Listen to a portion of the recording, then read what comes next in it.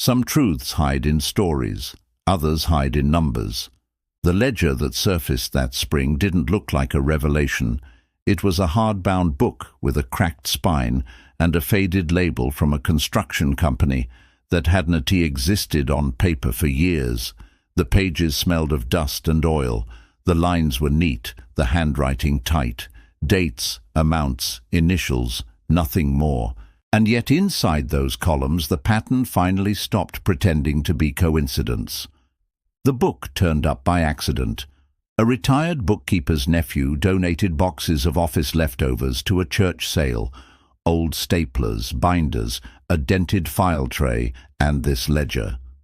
A volunteer flipped it open, saw the company name, and posted one photo to a small-town history page. Within an hour, someone sent it to the Carter family.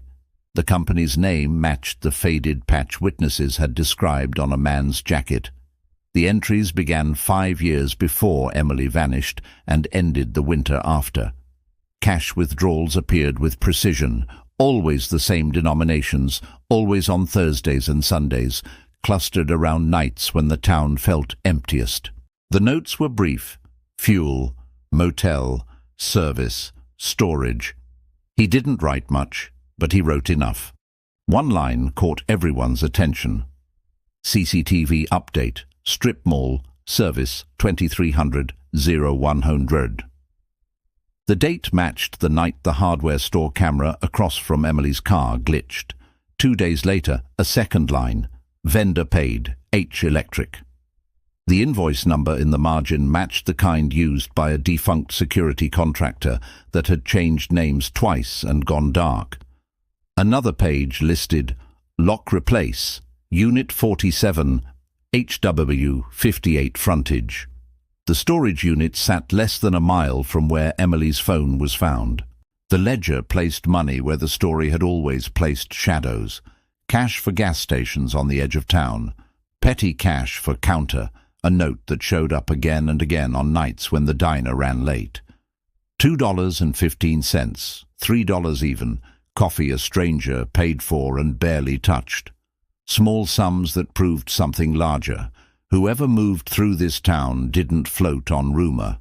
He kept time, kept receipts, paid quietly, and went on. A name appeared, not spelled out, but leaving a trace. The initials RH turned up beside service and motel. In the back pocket of the ledger, someone had tucked a receipt from a roadside inn. The signature line was practiced but careless. A clerk remembered the man who signed it. Cash, no ID, heavy eyes, the dark jacket everyone described. The room number on that receipt matched a note in the ledger margin. RM 207, 2 nights. The book also knew the camera that failed. A separate page listed maintenance, firmware, Cam 3 Chelsea back alley, with a vendor code and a time window that landed exactly when the image near Emily S. car dissolved into static. The company named on the work order had been absorbed years ago, but its registration agent lived one town over, in a house that looked empty until lights flickered on around midnight. There was an address scrawled sideways in the ledger's inside cover. Not a home, an entrance. Side door, Bay 5, delivery. The bay belonged to an old warehouse near the highway, a property that had changed hands twice with no real record of who used it in between. Neighbors remembered a white van idling by that door some nights, engine running, headlights off. The van never stayed long. The ledger turned the map from rumor into route. The cash trail followed the dinners, the motels, the service calls, the storage locks. It connected places that had felt separate and gave them a shared language. What looked random was routine. What felt shapeless had a ledger line. The Carters handed the book to a private investigator who had never let go of Emily S. case. He cross-checked the dates with phone pings, with pay stubs, with motel logs scraped out of old fax rolls. The overlap was relentless. On the week of the final call, a cash withdrawal coincided with a line that read, "Service access, door code reset." Next to it, Bay 5. If the pattern was a storm, the ledger was the barometer. The pressure dropped at the same exits, the same counters, the same hours between closing and dawn. Always near a highway, always within reach of a side door. What remained was the part of every story that lives outside paper, a door you can touch. The investigator drove out at dusk with the carters behind him.